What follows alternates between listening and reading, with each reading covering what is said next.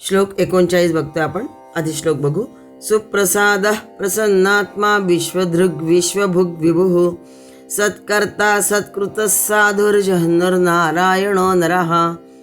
या श्लोकात एकूण 11 नामं आली आहेत. 236वं नाम बघतोय आपण आणि श्लोकातलं पहिलं नाम सुप्रसादः. ओम सुप्रसादाय नमः. आदि शंकराचार्य भाष्य करताना लिहितात की शोभनः प्रसादो यस्य अपकारवताम अपि शिशुपालादीनां मोक्षं प्रदातृत्वात् इति सुप्रसादः. म्हणजे अपकारवताम म्हटलंय, अपकार करणाऱ्यांवर सुद्धा कृपा करणारा, प्रदातृत्वात कृपा करणारा किंवा उत्तम प्रसाद देणारा. सुप्रसाद म्हणजे उत्तम प्रसाद देणारा असा हा सुप्रसाद नामाने प्रसिद्ध आहे. प्रसाद म्हणजे आनंद हाही अर्थ इथे आहे, किंवा कृपा हा पण अर्थ घेतला जातो. म्हणजे भगवंताची कृपा झाल्यामुळे पाप जातात आणि पुण्य मिळतं, समाधान शांतता लाभते, कल्याण होतं असं म्हटलं जातं. प्रसादाचा अर्थ आहे आणखीन एक शांतता, दया, कृपात बघितला आणि शुद्धता असेही अर्थ आहेत. म्हणजे इच्छित गोष्टी प्राप्त होतात अशा लाभाला प्रसाद म्हणतात. भगवान हा तत्स्वरूप आहे. परमात्मा हा सदैव साम्यस्थितीत असतो. त्याच्या ठाई कधीही हर्ष, अमर्ष, भय, उद्वेग, व्याकुलता, कंपितता, आंदोलितता हे द्वंद्व कधीही नसतात. विकारजनित भगवंत आहे आणि म्हणून ते कसे आहेत? निर्वाण रूप होय, शांती स्वरूप होय, सदैव सहज प्रसन्न आहे. सामान्य मात्र आपण आयुष्यात येणाऱ्या सुखदुःखाने सतत विचलित होत असतो. सुखाने हुरळून जातो, त्यामुळे कधी कधी अहंकार वाढतो, मद वाढतो किंवा दुःखाने व्याकुळ होतो आणि मग जीवनीचा आनंद गमावून बसतो. गीतेच्या 2ऱ्या अध्यायामध्ये 65व्या श्लोकात म्हटलंय की प्रसादे सर्व दुःखानां हानिरस्योपजायते प्रसन्न चेतसो ह्याशु बुद्धी पर्यवतिष्ठते. स्थितप्रज्ञाची लक्षणं सांगताना भगवंत म्हणाले की ज्याचं अंतःकरण कसं प्रसन्न आहे त्याची सगळी दुःख नाहीशी होतात आणि त्या चित्त प्रसन्न असणाऱ्या कर्मयोग्याची बुद्धी कशी होते? तात्काळ सर्व गोष्टींपासून निवृत्त होऊन एका परमात्म्यामध्ये उत्तम प्रकारे स्थिर होते. प्रसादे सर्व दुःखांना म्हटलं म्हणजे अंतःकरण जर प्रसन्न असेल तर इथे प्रसादाचा अर्थ प्रसन्न घेतलेला आहे. आणि मग हानीही असे उपजायते, त्याची सर्व दुःखांना सगळी दुःख त्याची नाहीशी होतात असा हा स्थितप्रज्ञ. कर्मयोगी किंवा स्थितप्रज्ञ निस्पृह असेल तर त्याचं चित्त स्थिर राहणारच, कारण त्याच्या मनात हे सगळं हर्ष, अमर्ष, भय, उद्वेग काहीही नसतं किंवा कशा कुठल्या गोष्टींनी तो हुरळून जात नाही सुखाने ना दुःखाने कधी त्याचा आनंद गमावून बसत नाही. परमात्म्याच्या ठिकाणी त्याचं चित्त अविचल राहतं. यालाच योग म्हणतात. परमात्मा हा प्रसाद स्वभाव असल्यामुळेच भक्तांनाही तो सुलभ प्रसाद आहे. जो कोणी त्याची उपासना करतो तो क्षिप्रम भवती धर्मात्मा. अगदी कितीही सुदुराचारी असेल तरी तो धर्मात्मा बनतो. महात स्थितप्रज्ञ मुळातच तसा आहे. त्यालाच शाश्वत शांती निगच्छती, शाश्वत अशी शांती त्याला मिळते. भक्ताचे क्लेश जीर्ण पर्णाप्रमाणे गळून जातात. त्याला सर्वांगी प्रसन्नतेची नवी नवी पालवी फुटते. नमे भक्त प्रणश्यती, माझ्या भक्ताला मी कधीही अधोगतीला जाऊ देत नाही, ही भगवंताची प्रतिज्ञाच आहे. आणि म्हणूनच भगवंत कसे आहेत? सुप्रसाद. इथे भाष्य करताना जे शंकराचार्यांनी म्हटलंय की शिशुपालादिनां म्हणजे अपकारवतामपि शिशुपालादिनां मोक्षं प्रदातृत्वात् इति सुप्रसादः. अपकार करणारे. भागवत कथेमध्ये नेहमी उल्लेख आढळतो की पुतनेने विषप्रयोग केला बालकृष्णावर. कंसाने त्याला ठार मारण्याचा प्रयत्न केला. शिशुपालाने तर अनेक वेळा खोटेपणाने त्याच्यावर आरोप केलेत, परंतु तरीही या सर्वांना शेवटी परमात्म्याने सद्गती देऊन त्यांचा उद्धारच केला. कारण द्वेषभावनेने का होईना भगवंताचं स्मरण ते सतत करीत होते. आणि म्हणून भगवंत म्हणतात की अपिचेत सुदुराचारो भजते माम अनन्य भाग कितीही सुदुराचारी असला पण सतत माझं चिंतन करत असेल, त्यानिमित्ताने का होईना, द्वेषभावनेने का होईना, आणि दुसरीकडे त्याचं चित्त असेल, तर अशा दुर्वर्तनींना सुद्धा अनन्य भावशायांना मी भक्त आहे असंच समजतो आणि जवळ त्यांना अखेरीस मोक्षात गती देतो. इथे पुतना, कंस, शिशुपाल अत्यंत दुर्वर्तनी, परमेश्वराला चांगल्या मनाने चिंतित नव्हते किंवा स्मरणही करत नव्हते, पण कसे का होईना माझे मनन करत होते, माझे चिंतन त्यानिमित्ताने करत होते, म्हणून मी त्यांचा नायनाट केला. पण मला आठवत असल्यामुळेच त्यांना मी मोक्ष दिला. म्हणूनच असं म्हणता येईल की जो महान दयेने परिपूर्ण आहे असा परमात्मा, सहजतेने आणि अतिशय थोडक्या भक्तीने सुद्धा तो पूर्ण समाधान पावतो, असा कोण आहे तर श्री भगवान विष्णू, आणि म्हणून सुप्रसाद या नावाने तो ओळखला जातो. श्लोक 39, 237 नाम बघतोय. प्रसन्नात्मा. ओम प्रसन्नात्मने नमः. रजस्तमोभ्यामकलुषित आत्मांतःकरणम अस्य इति प्रसन्नात्मा. ज्याचं अंतःकरण कसं आहे, निर्मल, म्हणजेच रज आणि तम या दोषांनी युक्त नाही, किंवा ज्याच्या कोणत्याही कामना सर्वदा परिपूर्ण होत असल्यामुळे जो कसा आहे, नित्य समाधानी आहे. आत्मांतःकरणम असे ती प्रसन्नात्मा म्हटलाय. तो नित्य समाधानी आहे असा हा प्रसन्नात्मा. शिवाय करुणार्द्र स्वभावत्वात् वा यद्वा प्रसन्न स्वभावः कारुणिकः इत्यर्थः अवाप्त सर्व कामत्वाद्वा. अत्यंत विशुद्ध पूर्णानंद स्वरूप आत्मा होय याचा. परमात्मा हा प्रसाद स्वरूपच आहे. प्रसन्न स्वभाव म्हटलाय म्हणजे प्रसाद स्वरूपच आहे. मागील 236व्या नामात सांगितलंय, त्यानंतर लगेच पुन्हा हा प्रसन्नात्मा आलेला आहे. आधी सुप्रसाद म्हटलाय आणि पुन्हा प्रसन्नात्मा म्हणण्यात काय तात्पर्य आहे? निर्विकार प्रसन्नता तीच आत्म्याची प्रकृती आहे, म्हणून त्याला सुप्रसाद मागच्या नामात म्हटलं. जीवाच्या सर्व दुःखाचं कारण म्हणजे जीवाचे प्रकृतीशी, तिच्या वेगवेगळ्या अपूर्ण अवस्था त्यांचे बरोबर तादात्म्य होय, आणि म्हणून जीव मध्ये मध्ये दुःखी, कष्टी, कधी प्रसन्न असतो, कधी सुखी, कधी दुःखी, दोन्ही असतो. परंतु परमात्माला मात्र त्याचा स्पर्शही नसल्याने तो नित्य कसा आहे, शुद्ध प्रसादमयच असणार. म्हणून त्याचे अंग प्रत्यंग प्रसन्न रेखाटले जाते. या प्रसन्नतेचे उपलक्षण म्हणून त्याच्या अंग प्रत्यंगांना कमलाची उपमा दिली जाते. कमल निर्मल, उज्ज्वल, सुंदर असतं, ते आरक्त असतं, सुकुमार असतं, सुगंधी असतं. तसे भगवंताचे रूप आहे. त्याची निरतिशय प्रसन्नता सुचवण्यासाठीच त्याला कसं केलंय, कमलाकार असं म्हणतात. अंग प्रत्यंगातून प्रसन्नता ओसंडते आहे. या प्रसन्नतेचं वर्णन करताना ज्ञानेश्वर माऊली म्हणतात की ते बोलण्याची सुकुमार, सुख मोहाचे माहेर, माधुर्या फुटले अंकुर, दर्शन तैसे. असे हे देव कसेच स्वरूप सुंदर वर्णिले आहे. तर सर्व असुर कसे आहेत, वेडेविद्रे. जे असुर आहेत, राक्षस आहेत, ते वेडेविद्रे. याचे कारण त्यांचं जसं अंतःकरण आहे तसंच त्यांचं बाह्य रूप पण आहे. जसं बीज तसं फळ, असा न्यायच आहे. परमात्मा हा मंगल स्वरूप आहे, म्हणून त्याला मंगलमूर्ती चित्रित केले जातं. शिवाय नित्य समाधानी म्हटलं कारण अत्यंत श्रद्धेने सतत भक्तिपूर्वक अर्पण केलं तर थोड्याने सुद्धा भगवंत प्रसन्न होतो. गीतेच्या 9व्या अध्यायातील 26वा श्लोक. पत्रम पुष्पम फलं तोये यो मे भक्त्या प्रयच्छति तदहम भक्तिपरतमश्नामि प्रयतात्मनः.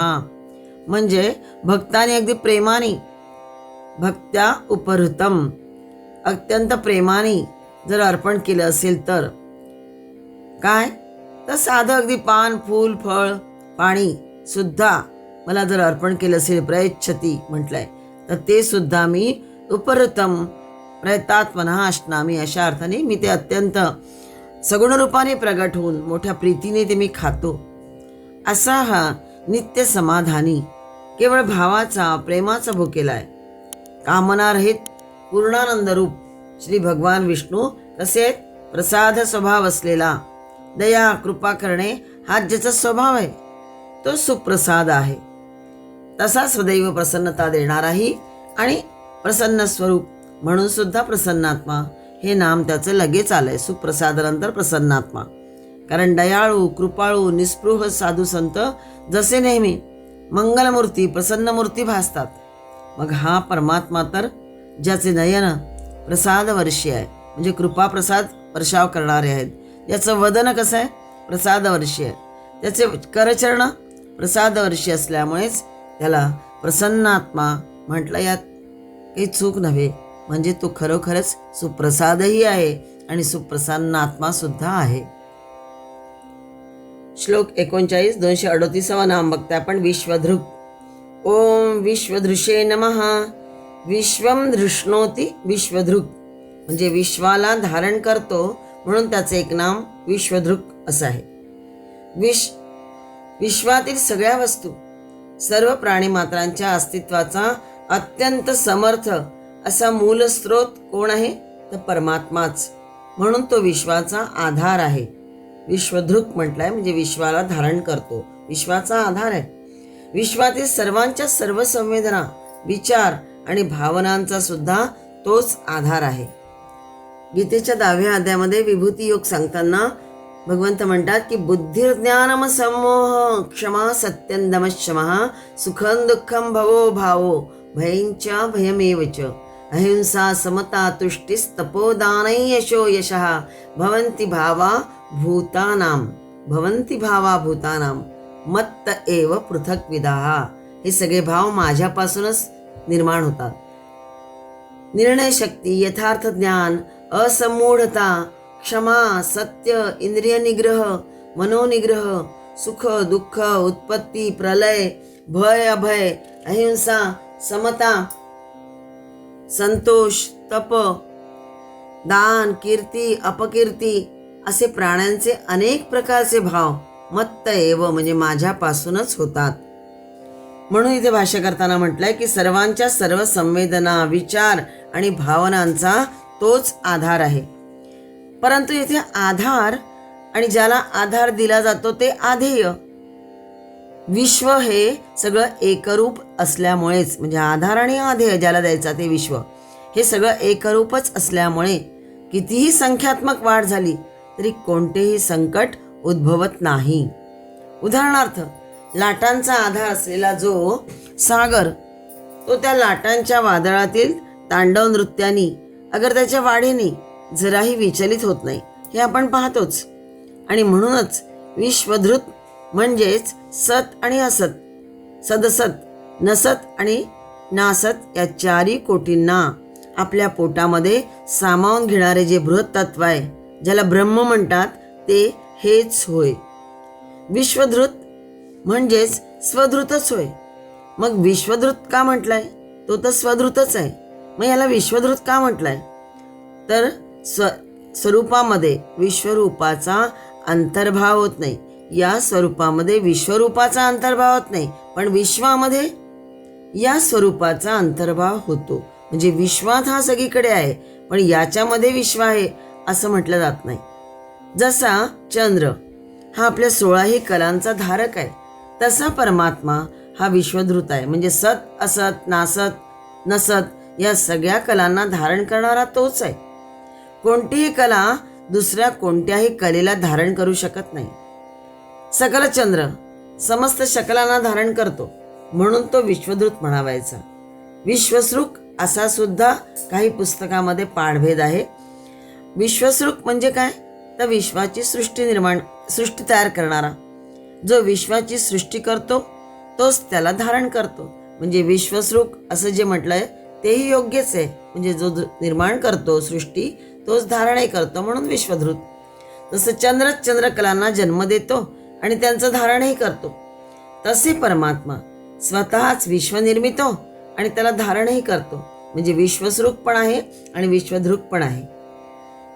विश्वधृक म्हणजे विश्वाचे दर्शन करणारा म्हणजेच उत्पादन करणारा असाही अर्थ काहींनी लावलेला आहे. जो धारण करतो तोच संवरणही करतो. जसं चंद्रकला प्रगट करतो आणि क्रमाने गिळूनही टाकतो, तसा विश्वाची उत्पत्ती स्थिती करणारा हा लयही करतो. म्हणजे सृष्टी निर्माणही करतो आणि पुन्हा संवरणही करतो. विश्वम धृष्णोती दर्शयती असाही काही अर्थ आहे की दर्शयती. शंकराचार्यांनी भाष्य करताना म्हटलंय विश्वम धृष्णोती म्हणजे दर्शयती म्हणजे अटॅक करणे अशा अर्थाने, म्हणजेच एकत्र करणे, संहार करणे, संवहरण करणे असाही अर्थ केलेला आहे. म्हणजे धारणही करतो, संवरणही करतो, म्हणून याचं एक नाम विश्वधृक असं आहे. पुढचं नाम बघूया, विश्वभूक. श्लोक 39 क्रमाप्रमाणे 239 नाम बघतो आपण. विश्वभूक. ओम विश्वभुजे नमः. विश्वं भुंक्ते भुनक्ती पालयती ती वा विश्वभूक. म्हणजे विश्वाचा उपभोग घेणारा, भुंक्ते म्हटलंय, भुनक्ती आस्वाद घेणारा किंवा विश्वाचं पालन करणारा, म्हणून विश्वभूक हे भगवंताचे एक नाम आहे. भूक यामध्ये भुज हे क्रियापद आहे, मूळ धातू भुज आहे. पालन आणि अभ्यवहार म्हणजेच भोजन या अर्थी तो येतो. विश्वभूक म्हणजे जो सर्व विश्वाचा पर्यायाने सर्व अनुभवांचा स्वीकार करतो, आस्वाद घेतो. भूक म्हणजेच भोगता. तो विश्वभूक मनबुद्धीच्या माध्यमाने सीमित झालेला जो परमात्म्याचा अंश, जीवरूपाने जो येतो परमात्म्याचा अंश, तो हाच सुखदुःखांचा अनुभव घेणारा असतो, म्हणून त्याला विश्वभूक म्हटलंय, भोगता म्हटलेला आहे जीवरूपाने. आणि दुसरा या संज्ञेचा अर्थ की जो प्रलयाचे वेळी सर्व नामे, सर्व साकार जगत आपल्यामध्ये समाविष्ट करतो, तोही विश्वभूक असं म्हटलेलं आहे. आणि पालन करता तर म्हटलेलंच आहे, कारण विश्वाचं पालन परमात्मा करतोच. विश्वाचं सृजन, पालन आणि संवरण तिन्ही करतो. तथापि पालन हे जीवमान जीवांना विशेष आवश्यक वाटल्यास नवल नाही. म्हणून परमेश्वराच्या सगळ्या सत्वमूर्ती, त्याचं विश्वपालक अवतार यांना जीव ध्येय मानतो. त्यांचे गुण गायले जातात, हे अनुकरणीयच आहे. रजोमूर्ती स्रष्टा म्हणजे ब्रह्मदेव, हे सृजन करतात सृष्टीचे. तमोमूर्ती संवर्ता हर म्हणजे शिव, संवरण करतात. हे परमेश्वराचेच आविर्भाव आहेत. पण ब्रह्मा किंवा शिव त्यांचे वारंवार अवतार होत नाहीत. ब्रह्माने सृष्टी केली की काम संपले. संहार हे संवर्त्याचं काम, ते झालं की त्यांचेही काम संपलं. परंतु मध्ये जे सृजन आणि संहरण यांच्यामध्ये, यांच्या दरम्यान जे पालनाचं कार्य आहे ते सुदीर्घ चालत राहतं. आणि त्यासाठी भगवान विष्णू, पालनकर्त्या विष्णूला वारंवार अवतार घ्यावे लागतात. त्यामुळे त्यांच्या उपासनेला विशेष महत्त्व आहे. त्रयमूर्तींपैकी इतर दोघांची तशी होत नाही उपासना. परमेश्वराचे आविर्भाव म्हणून वंद्य आहेत, पण आराध्य नाही.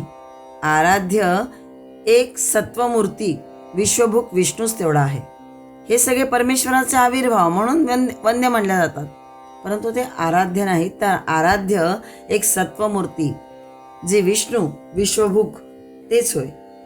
श्री विष्णूंची सहस्र नामे, सहस्र रूपे, सहस्र कर्मे गायली, चिंतिली, वर्णिली जातात. नित्य सत्वस्थ व्हायचे असेल तर रजस्तमो वर्जन पूर्वक निरंतर सत्वोपासना केली पाहिजे. श्रद्धा, आहार, यज्ञ, दान, तप ही सगळी सात्विकच सेवन केली पाहिजेत. असा हा विश्वभूक पालन करणारा आहे. तसे तो विश्वाचा पर्यायाने सर्व अनुभवांचा स्वीकार करतो, आस्वाद घेतो. जीवरूपाने परमात्म्याचा हा अंश असतो आणि हा मग या सगळ्या मनबुद्धीच्या माध्यमाने सुखदुःखाचा सुद्धा अनुभव घेणारा असतो. म्हणून त्याला विश्वम भुंक्ते भुनक्ती असं म्हटलंय. आणि पालन करतो म्हणून पालयती इति असंही म्हटलंय. म्हणून विश्वभूक हे भगवंताचं, भगवान श्री विष्णूंचं यथार्थ नाम होय. श्लोक 39 240 नाम बघतोय आपण. विभुः. ओम विभवे नमः. हिरण्यगर्भादिरूपेण विविधं भवतीति विभुः. नित्यं विभुम इति मंत्रवर्णनात. व्यापक आणि विविध रूपांनी प्रगट होणारा. तो विभू. विभू शब्दामध्ये वि उपसर्ग लागलाय भू धातूला, म्हणजे भू हे मूळ क्रियापद आहे, भू भवती या अर्थाने, आणि त्यापासून विभू शब्द बनलाय. वि उपसर्गाचा अर्थ होतो विगत, विविध आणि विशेष असे त्याचे अर्थ होतात. आणि भू या क्रियापदाला लागल्यामुळे जे भूचा अर्थ होणे, असणे या अर्थाने, आणि त्यावरून विभू म्हणजे विविध रूपांनी प्रगट होणारा, विशेष रूपांनी प्रगट होणारा किंवा सर्वत्र जाणारा, विगत याने विशेषाने जाणारा अशा अर्थाने, म्हणजे सर्व प्राणी मात्रांमध्ये असणारा, तो सर्वत्र असणारा, विश्वाकार असणारा असाही अर्थ घेतला जातो. उपनिषदात म्हटलं आहे की अग्निर्यथैको भुवनम प्रविष्टो रूपम रूपम प्रतिरूपो बभूव एकस्तथा सर्वभूतांतरात्मा रूपम रूपम प्रतिरूपो बभूव. अशा प्रकारे सर्वांतर्यामी निराकार असूनही तो सर्वाकार झाला आहे, विश्वाकार झाला आहे. एक असून तो अनेक झाला आहे आणि असंख्यामध्ये आला आहे, म्हणून त्याला विभू असं म्हटलेलं आहे. कोणत्याही आकाराने प्रभू परमात्मा बद्ध होत नाही, सीमित होत नाही, म्हणून तो विगत भाव, विगत देह, विभू असंही म्हटलं जातं. म्हणजेच सर्वत्र असूनही तो तिथे सीमित नाही आहे, तो तिथे बद्ध नाही आहे अशा अर्थाने, आणि म्हणून त्याला विभू म्हटलंय, विभू अशाने. तसेच ज्याच्यामध्ये प्रत्येक वस्तू दुसरीहून वेगळीच आहे असं अनंत वैविध्य आहे, हे ज्याचं स्वरूप आहे, तो अशेष विश्व जो बनला आहे त्याला विभू म्हटलेलं आहे. परमात्म्याचे हे विभुत्व आणि अतिसर्व व्यापक वैभव सूचित करण्यासाठी त्याला आकाश आणि शरीर असं म्हटलंय. जसं घटामध्ये घटाकार, मठामध्ये मठाकार दिसणारे आकाश, आकाश तेच असतं पण घटामध्ये ते तेवढ्यापुरतं दिसतं, म्हणून त्याला घटाकार म्हणतात. एखाद्या खोलीमध्ये म्हणजेच मठ म्हटलेला आहे, तिथे त्या मठात दिसलं तर तो मठाकार अशा अर्थाने ते आकाश, आणि त्या आकाराने सीमित, मात्र हे विभू तत्व सीमित न होणार आहे. असं हे निराकार आणि निर्वयव असं आहे. तसा हा परमात्मा सर्वांना आतून बाहेरून व्यापून आहे, म्हणून त्याला विभू म्हटलंय. त्याला मात्र कोणीच आतून वा बाहेरून व्यापलेलं नाही आहे. हा सगळ्यांना आतून बाहेरून व्यापून आहे, पण त्याला मात्र कोणीच आतून बाहेरून व्यापलेलं नाही, असा तो घनानंत विभू आहे. तो अनंत तत्व एकमेव असा, अद्वितीय आणि सर्वव्यापी असं सत्य आहे. परंतु मन बुद्धीच्या माध्यमातून जर पाहिले तर मायेमुळे त्या सत्याचा अनेकत्वाने विश्वरूपाने प्रत्यय येतो, आणि म्हणून उपनिषदात म्हटलं आहे की तो अनंत आहे, बहुविध आहे. आणि ह्याच कल्पनेच्या आधाराने पुराणांमध्ये परमात्म्याचे अनेक अवतार व त्याच्या अनेक जगतातील दिव्य लीला वर्णन करून सांगितलेले आहेत. याच 39व्या श्लोकात लागोपाठ विश्वदृक्, विश्वभूक आणि विभुः ही 3 नामे क्रमशः आली आहेत. ते जगत उत्पत्ती, स्थिती आणि निरोध रूप हे त्रैविध्य प्रकट करतात. सहस्र संख्येच्या गणितासाठी त्यांना मग तुम्ही एक गणा किंवा अनेक म्हणा. परमेश्वराचं वैभव सगुण किंवा निर्गुण कसेही पहा, अपरंपार आहे हेच खरं. श्लोक 39, 241 नाम बघतो आपण. सत्कर्ता. ओम सत्कर्त्रे नमः. सत्करोति पूजयती इति सत्कर्ता. म्हणजेच सत्करोति म्हणजेच चांगल्या गोष्टी करणारा, आणि पूजयती इति म्हणजे सत्कार करणारा अशा अर्थाने तोही सत्कर्ता म्हटलाय. चांगले करणारा, सत्करणारा म्हणजेच सर्वांचा समादर सत्कार करणारा तो सत्कर्ता. जो ज्ञानी साधूजनांचे गुण प्रगट करतो, त्यांचा सत्कार करतो, तो सत्कर्ता. सज्जनांच्या स्वागताकरता त्याचे मंदिर सतत दिव्य प्रकाशाने उजळलेले असते. मंदिर याचा अर्थ हृदय मंदिर, पण हा इथे अर्थ आहे की त्याचं हृदय मंदिर सतत दिव्य प्रकाशाने सज्जनांच्या स्वागताकरता उजळलेलं असतं. तो स्वतः प्रेमाने त्यांच्या स्वागताचं नियोजन करतो. म्हणजेच भगवंत तसे कोणाकडून घडवून आणतो. खरं तर परमात्मा समदृक असल्यामुळेच सर्वांचा सत्कारता तो आहे. समदृक म्हणजे सर्वांकडे सारख्या दृष्टीने बघणारा. त्याला कोणी उच्च नाही, कोणी तुच्छ नाही. सर्व समान, आदरणीय आणि प्रिय आहेत. तो सर्वत्र पाहतो, आत्मरूपच पाहतो. त्याच्याकडे अनादर हा विषयच नाही.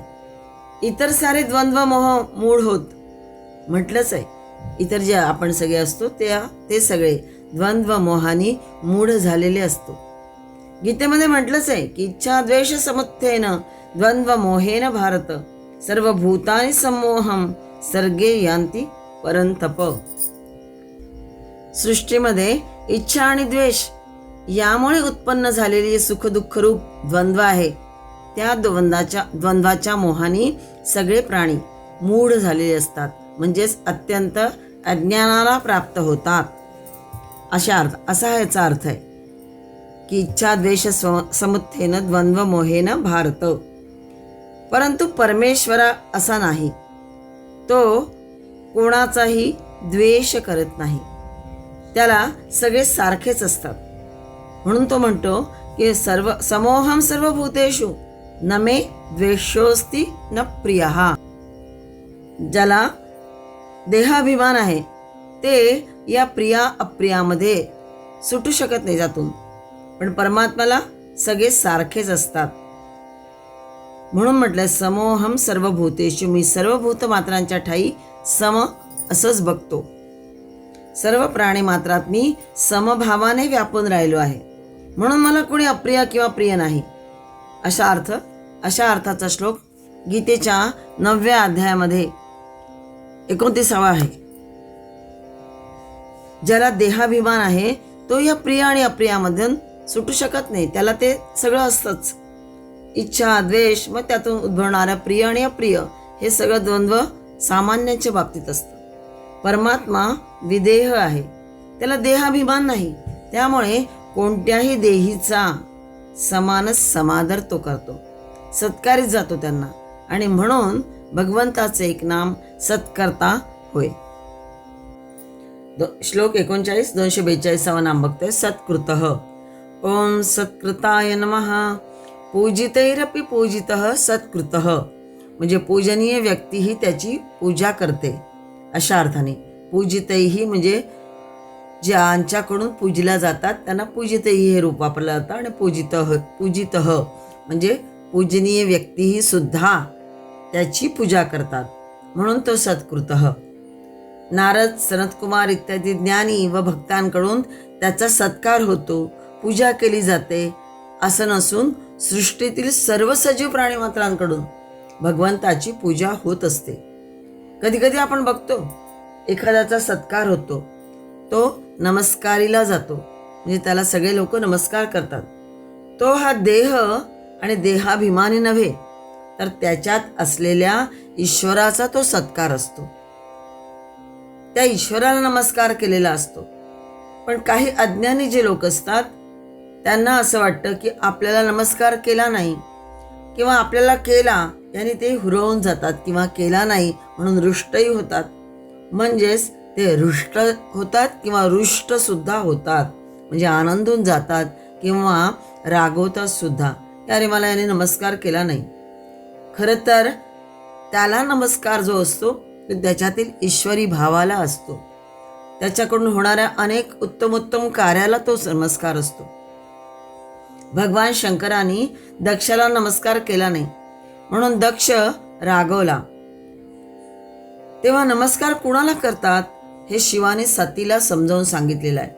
तो एक श्लोक आहे की प्रत्युद्गम प्रश्रयणाभिवादनम विधीयते साधु मिथः सुमध्यमे प्राज्ञैः परस्मै पुरुषाय भूयसे गुहाशयायैव न देह मानिने. सतीला म्हणतात शिव की परस्परांना थोरांकडून कसा नमस्कार केला जातो किंवा कसा सत्कार त्यांचा होतो, तर उत्थापन, स्वागत आणि अभिवादन दिले जातं. म्हणजे कोणी थोर आले असतील तर त्यांचा सत्कार करायचा असेल तर उठून उभं राहिलं जातं, त्यांचं स्वागत केलं जातं, त्यांना नमस्कार म्हणजे अभिवादन केलं जातं, शीर झुकवून नमस्कार केला जातो. ते त्या देहाभिमानी जीवांना नव्हे हे सगळं करणं, तर त्यांच्या हृदयात विराजमान असणाऱ्या त्या परमात्म्याला होय असं शिव म्हणतात. प्राज्ञेही परस्मै पुरुषाय भूयसे गुहाशयायैव न देह मानिने, जे देहाभिमानी जीवाला नव्हे. दक्षाचा देहाभिमान चूर करण्यासाठीच आणि त्याचा जो गैरसमज आहे तो दूर करण्यासाठी मी त्याला नमस्कार केला नाही, असं भगवान शिव सतीला सांगतात. इसाप नेतेतील एक गोष्ट आहे की देवमूर्तींना वाहून नेणारा एक गाढव रस्त्याने जात असताना वाटेमध्ये सगळेच त्याला नमस्कार करतायत. त्यामुळे तो फुगला, ताठला. त्याला वाटलं अरे मला नमस्कार करतात आहे. तो हलेच ना जागचा. लोक कोणाला नमस्कार करत होते तर त्याच्यावरून ज्या देवमूर्ती चालल्या होत्या त्या देवमूर्तींना नमस्कार करत होते. पण याला वाटलं मलाच नमस्कार करतात आहे आणि अभिमान झाला. त्यामुळे तो जागचा हल्लाच नाही, तिथेच बसून राहिला.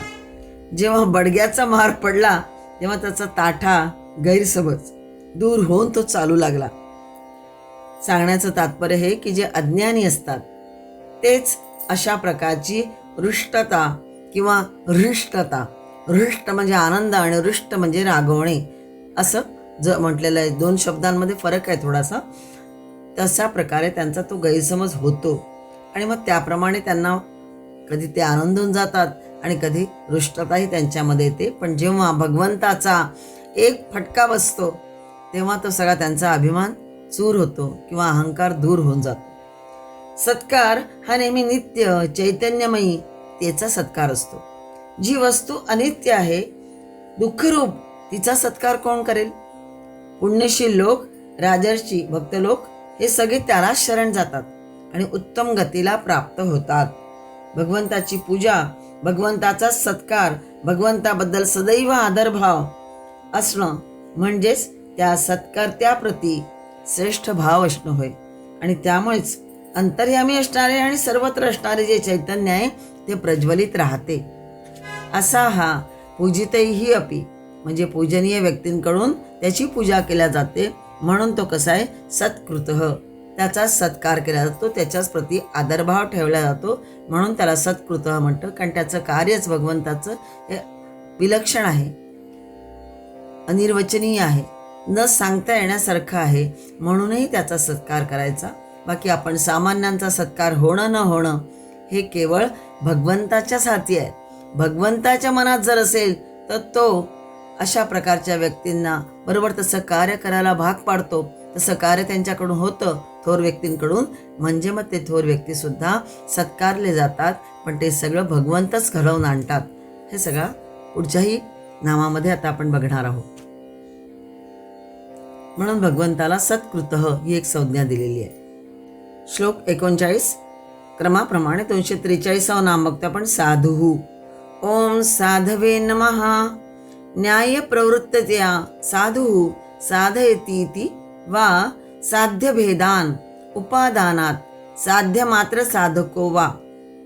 साधूचा अर्थ सज्जन, न्यायाने वागणारा किंवा सर्व गोष्टी साधणारा किंवा साध्याचे जे उपादान कारण असल्याने तो साध्यरूप आहे. म्हणून त्याचे एक नाम साधू असं आहे. न्यायानुकूल प्रवृत्त होतो म्हणून त्याला साधू असं म्हटलं जातं. चित्तत्व आत्मा तोच या जड प्रकृतीला ज्ञान आणि शक्ती प्रदान करतो. म्हणून सर्वश्रेष्ठ साधू स्वतः श्री विष्णू भगवानच होय. साधयती इति साधू असंही आदिशंकराचार्यांनी भाष्य करताना म्हटलंय. परमात्म्याला जी गोष्ट सहज सिद्ध आहे म्हणून साधयती म्हटलंय. परमात्म्याला जी गोष्ट सहज सिद्ध आहे तो जीवांना प्रयत्नपूर्वक साधावी लागते. आपल्यासारखे जीव जे असतात त्यांना प्रयत्नपूर्वक साधावी लागते, पण परमात्म्याला ते सगळं सहज सिद्ध आहे.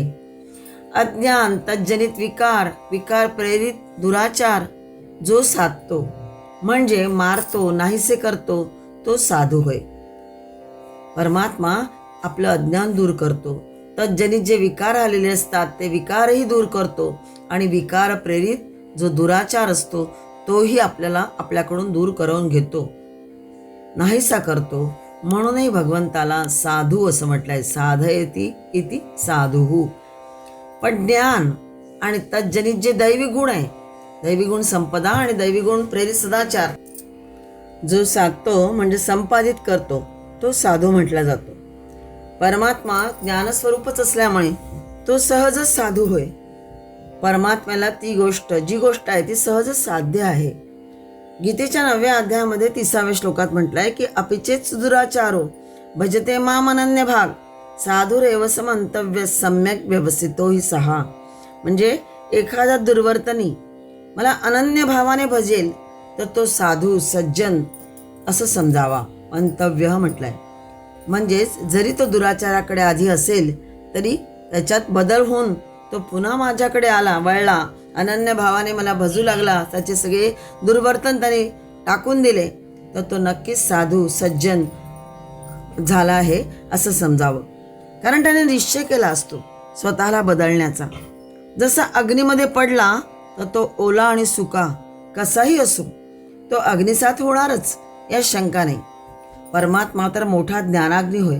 मग त्यात ज्याने झेप घेतली तो तद्रूप झाल्याशिवाय कसा राहील. त्याच्यातील हीन सारे जळून खाक होणारच आणि सोने दैदिप्यमान होऊन स्वे महिमनी प्रतिष्ठित होईलच. परमात्मा निर्दोष सर्वगुण निधान असल्यामुळेच तो साधू होय.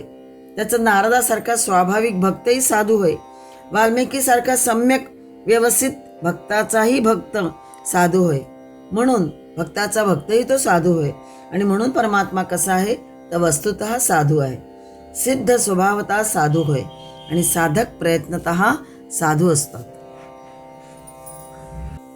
श्लोक 39 244 नाम बघतो आपण. जहन्नुः. ओम जहन्नवे नमः. जनान संहार समये अपन्नुते अपनयतीति जहन्नुः. असं आदि शंकराचार्यांनी भाष्य केलं आहे की जनान संहार समये, जनांचा संहार समयी लय करणारा, अपन्नव म्हणजे लय करणारा, किंवा अपनयतीति म्हणजे अपनयन करणारा, वहन करतो तो जहन्नू. आणखीन एक अर्थ केलाय की जहाती अविदुषो भक्तान नयती परमपदम इति वा. जहाती अविदुषो म्हणजेच अज्ञानी जनांचा तो त्याग करतो.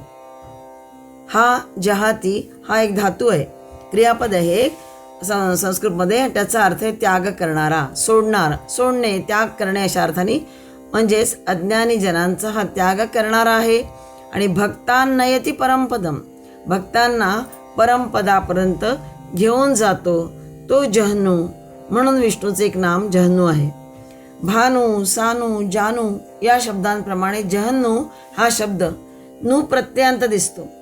पण कोणत्या धातूला हा नू प्रत्यय लागतो तर हा जहाती, जे आत्ता मगाशी सांगितलं की हा जहाती हे क्रियापद आहे संस्कृतमध्ये आणि त्याचा अर्थ सोडणे, त्यागणे, मारणे असा सुद्धा आहे क्रियापदाचा अर्थ. या जहन्नू म्हणजे त्यागशील असा अर्थ इथे घेतलाय.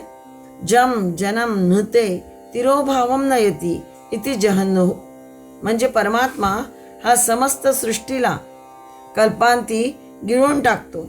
म्हणून परमात्म्याचे एक नाम जहन्नू असं घेतलेलं आहे. आपल्याला पुराण कथा ज्या माहिती आहेत त्यामध्ये जहन्नू राजा हा होता आणि अत्यंत परमधार्मिक यज्ञशील असा होता. भगीरथ जेव्हा गंगा घेऊन येत होता त्यावेळेस जहन्नू राजा यज्ञ करीत होता आणि गंगेचा प्रवाह वेगात खाली येत होता. तेव्हा या गंगेमुळे यज्ञामध्ये विघ्न होईल या भयाने जहन्नू राजाने गंगा पिऊन टाकली. भगीरथाने मग खूप प्रार्थना केली. त्यावेळी गंगेचा तो प्रवाह सोडून दिला जहन्नू राजाने आणि म्हणून गंगा ही जन्नूची कन्या झाली आणि तिला पुढे जान्हवी असं नाव पडलं. परमात्म्याचे हे जहन्नू नाम असल्यामुळेच त्याच्या पादोदक प्रवाहाला सुद्धा जान्हवी असं नाम म्हणतात आहे. म्हणजे जहन्नू राजाने ती नंतर सोडून दिली, अडवली. आधी भगीरथांनी प्रार्थना केली म्हणून त्यांनी ती सोडून दिली, म्हणून जान्हवी नाम पडलंय. आणि परमात्म्याचे सुद्धा जहन्नो नाम असल्यामुळे त्याच्या पादोदक प्रवाहाला,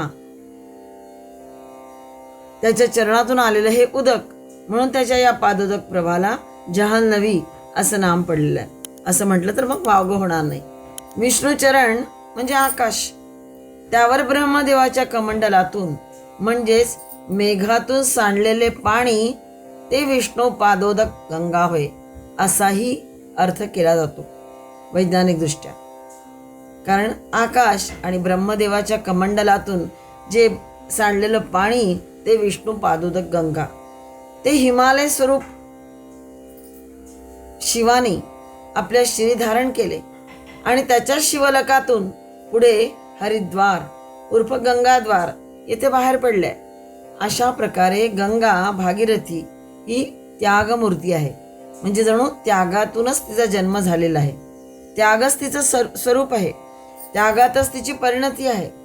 बहुजन हिताय बहुजन सुखाय अशी ही गंगा, ती हिमालयाचे गुरु गह्वर आहे, घन गहन आहे. आणि म्हणूनच ही गुरुगह्वर घन गहन सोडून जनपदातून विहार करीत चाललेली आहे. हजारो वर्ष झाली तरी तिच्या या परार्थ जीवनामध्ये इतरांच्या उपयोगात पडणारी बहुजन सुखाय बहुजन हिताय यामध्ये कुठेही खंड पडलेला नाही. असं हे विष्णू पादोदक गंगा होय. आणि म्हणून विष्णूला जहन्नू म्हणजे त्यागशील या अर्थानेही जहन्नू नाव आहे. आणि त्याच्या चरणातून आलेले हे उदक म्हणजे जान्हवी या नावाने गंगेला जाणलं जातं. अशा प्रकारे आपण हे 244 नाम बघ. श्लोक 39 245 नाम बघते. नारायण. ओम नारायणाय नमः. नर आत्मा ततो जातानि आकाशिदीनि नाराणि कार्याणि तानि अयं कारणात्मना व्याप्नोति अतः च तानि अयनम अस्य इति नारायणः. आदि शंकराचार्य भाष्य करताना म्हणतात की नर म्हणजे आत्म्यापासून उत्पन्न झालेल्या आकाशादी कार्यांना कारणरूपानी जो व्यापून राहतो, किंवा पुढे म्हटलंय की तानी अयनम असेती कारणात्मना व्यापनोती. प्रलय काळी सर्व जीव त्याच्यामध्येच कसे लीन होतात. म्हणजेच नार म्हणजे आद्य जल हा त्याचा अर्थ आहे. नरा जातानी तत्वानी नारायणायती ततो विदुहू. सगळी तत्व पंचमहाभूत तत्व या नरापासून उत्पन्न झाले म्हणून तो नार म्हणतात. आणि तेच प्रथम भगवंताचं अयन म्हणजे आश्रय होय. आणि म्हणून भगवंताचं एक नाम नारायण आहे. म्हणजे पंचमहाभूत तत्व या नरापासून उत्पन्न झालीत, नरात जाताने म्हटलंय म्हणून तो नार. आणि भगवंताचं ते प्रथम अयन म्हणजे आश्रय होत म्हणून भगवान नारायण असं म्हटलं जातं. पुन्हा स्पष्टपणे बघू की नर या संज्ञेने अहम केंद्रित जीवाचा निर्देश केला जातो. आपण नर म्हणजे मनुष्य या अर्थाने की अहम केंद्रित जीवाचा निर्देश केला जातो. अशा जीवांचा मोठा समूह, नरांचा मोठा समूह त्याला नार असं म्हटलं जातं. आणि जो या सर्व जीवसृष्टीतील सर्व नारांचं काय आहे, आश्रयस्थान आहे म्हणून त्याचं एक नाम नारायण असं आहे. तसेच नर म्हणजे ईश्वर आणि त्यापासून उत्पन्न होणारी तत्वे ती नार.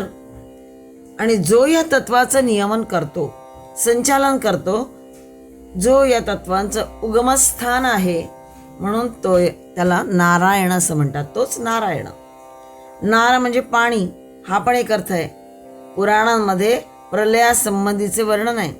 त्याप्रमाणे सर्व नामरूपात्मक जगत त्याच्या मूल स्वरूपी अमर्याद जलामध्ये विरून जातं. प्रत्यक्ष परमेश्वर केवळ त्या जलावर पिंपळ पानावर बालरूपाने विसावले आहेत असं सुंदर वर्णन चित्रित केलं जातं. करारविंदेन पदारविंदम मुखारविंदे विनिवेशयंतम वटस्य पत्रस्य पुटे शयानम बालम मुकुंदम मनसा स्मरामी. प्रलय काळी जेव्हा सगळं जग जलामध्ये विरून गेलाय त्यावेळेस केवळ त्या जलावर पिंपळ पानावर जे बालरूप अवतरलं त्याचं वर्णन ह्या संस्कृत श्लोकामध्ये आहे. ज्याने आपल्या करकमलाने करारविंदेन, कर अरविंदेन, कर म्हणजे हात आणि अरविंद म्हणजे कमल, आपल्या करकमलाने काय केलंय तर पदारविंदम, पदकमलाला, मुखारविंदे, सगळ्याला अरविंद हे विशेषण लागलंय, मुखारविंदे म्हणजे आपल्या मुखकमलामध्ये, पदकमलाला पकडून अशा अर्थाने, आणि अंगठ्याला, पदकमलाला पकडून त्याच्या अंगठ्याला पायाच्या त्याने कुठे टाकलंय तर मुखकमले म्हणजे मुखारविंदे, मुखकमलात टाकलंय. विनिवेशयंत म्हटलंय. वटस्य पत्रस्य पुटे शयनम, जो वटवृक्षाच्या पानावर, पर्णपुट म्हणतात की 2 पत्त्यांचा जो केला तो द्रोण, त्या वटवृक्षाच्या द्रोणात म्हणजे त्या वटवृक्षाच्या पानावर तो काय करतोय, शयानम, शयन करतोय. अशा त्या बालमुकुंदम, बालमुकुंदाला मनसा स्मरामी, मी मनाने स्मरण करतोय. कमल सदृश हास्यपूर्ण बालरूपाचं मी ध्यान करतो आणि त्याला स्मरतो. असं सुरेख वर्णन सगळी या श्लोकातून आपल्या आलेलं आहे. आणि जे वाचताच ते ऐकताच अगदी जणू डोळ्यासमोर ते संपूर्ण रूप उभं राहतं. याच अर्थाने म्हणूनही नारायण शब्दाचं वर्णन केलंय. भारतात या पवित्र नामाचे अनेक अर्थ आढळतात काढलेले, जसे सर्व प्राण्यांमधील आत्मतत्व, प्रकृतीमधील कार्यकारी शक्ती आणि सर्व चांगल्या वाईटाचा साक्षी इत्यादी. या सर्वांचं तात्पर्य हेच की श्री नारायण हेच परमश्रेष्ठ अयन आहे, म्हणजेच आत्मतत्व, आश्रयस्थान या सगळ्यांचा तोच होय, म्हणून तो नारायण म्हटला जातो. नारायण हा एक आदर्श आहे. तो नराचा, नर समाजाचा आदर्श आहे. मानवाच्या ज्या नवनव्य भव्य दिव्य आकांक्षा, त्याच्या हिमालयाचे जे सर्वोच्च शिखर ते म्हणजे नारायण होय. मानवाच्या भव्य दिव्य आकांक्षांचा जो क्षीरसागर भरला आहे, त्याच्या तळाशी मुळाशी जो पहुडला आहे तो हा नारायण. त्याच्या सत्तेने मानव उड्या मारीत चालला आहे. पण त्याचबरोबर नारायणाय नमः हा जो सत्यमंत्र आहे, जो या संसाररूपी सर्पाच्या घोर विषाचा नाश करणार आहे, असे हे श्री नरसिंह पुराणामध्ये सांगितलेलं आहे. असा हा नारायण होय. श्लोक 39, 246 नाम बघतो आपण. नरः, ओम नराय नमः. नयतीति नरः प्रोक्तः. नयती इति, नयती म्हणजे नेतो, नयती हे क्रियापद आहे, इति म्हणजे असे, जो नेतो तो नर. कुठे नेतो तर जो जीवांना कल्याणप्रद नेतो तो नरः. किंवा आणखीन एक अर्थ केलाय की जो मनुष्य रूपानी अवतार घेतो तो नरः म्हटल्या गेलाय. 245 नाम आपण बघितलं नारायण, आणि आता हे नाम नर. नर नारायण ही अभेद्य अशी जोडी आहे. जिथे नारायण आहे तिथे नर आहेच, आणि जिथे नर तिथे नारायण आहेच. जिथे साधक तिथे साध्य आहेच, आणि साध्य आहे तिथे साधकही आहेच. नर आपले ध्येय नारायण रूप कल्पितो आणि त्या ध्येयाला साधन बळाने आत्मसात करीत जातो. त्याचा हा स्वभाव आहे नराचा. जसे चालतो मनुष्यच, पण चालवितो त्याचा मुक्काम, त्याप्रमाणे साध्य म्हणजे नारायण हे साधकाला शक्ती बुद्धी एकवटून प्रयत्नवान करीत असतं. नर हे पूर्वरूप आहे आणि नारायण हे उत्तर रूप आहे. दोन्ही परस्पर सापेक्ष असल्यामुळेच ती युगल वा यमल होत. या जोडीत प्रमुख कोण? साध्य या दृष्टीने नारायण श्रेष्ठ आहे. तो नराहून वस्तुतः वेगळा नाही, नरच नारायण होतो. आणि या साधक दृष्टीने बीजभूत नरच महत्वाचा आहे. बीज असेल तर झाड होणार. आत्मा आहे म्हणून परमात्मा आहे. आत्म्यामुळेच त्या परमात्म्याची उपलब्धी होते. आणि म्हणून ज्ञानदेव महाराज म्हणतात की ज्ञानदेवाप्रमाणे आत्मा हा निधान, म्हणजे आत्मा हा जीवाचे खरे निधान असून तोच एक सर्वत्र भरून राहिला आहे. हे संतवचन आहेच. आत्माद्वाराच त्या परमतत्वाची प्राप्ती करून घेता येते. गीतेमध्ये म्हटलंच आहे 14व्या अध्यायात 27वा श्लोक शेवटचा, ब्रह्मणो हि प्रतिष्ठाहमृतस्याव्ययस्य च शाश्वतस्य च धर्मस्य सुखस्यैकांतिकस्य च. अविनाशी परब्रह्माचा, अमृताचा आणि नित्य अशा धर्माचा, शाश्वत म्हणजे अविनाशी असा, धर्मस्य आणि सुखस्य नित्य धर्माचा, अमृताचा असा हा अखंड एकांतिकस्य म्हटलाय. अखंड एकरस आनंदाचा आश्रय कोण आहे तर तोच नारायण होय. तोच मनुष्य रूपाने अवतार घेतो आणि जीवांना कल्याणप्रत नेतो, म्हणून त्याला नर असं म्हटलंय. नारायणाशिवाय म्हणजे आत्मरूप, नारायणाशिवाय नर म्हणजेच आत्मरूप तत्व काही साध्य करू शकत नाही. नराचे म्हणजे आत्मतत्वाचे सर्व मूलत्व प्रतिपादणारा हाच आशय विनोबांनी पण गायलाय. धर्मासी आधार सुखासी मीची, ज्ञानासी आधार मोक्षास मीची, प्रेमासी आधार ऐक्यास मीची, तुझाही आधार माझाही मीची. असा हा नारायण आणि नर आणि नारायण ही जोडी असल्याशिवाय ही जोडी सगळीकडे अभेद्य अशी आहे. आणि म्हणून जिथे नारायण आहे तिथे नर आहेच आणि तोच या जीवांना कल्याणाप्रत घेऊन जातो. म्हणून भगवंताचं एक नाम नर असंही आहे.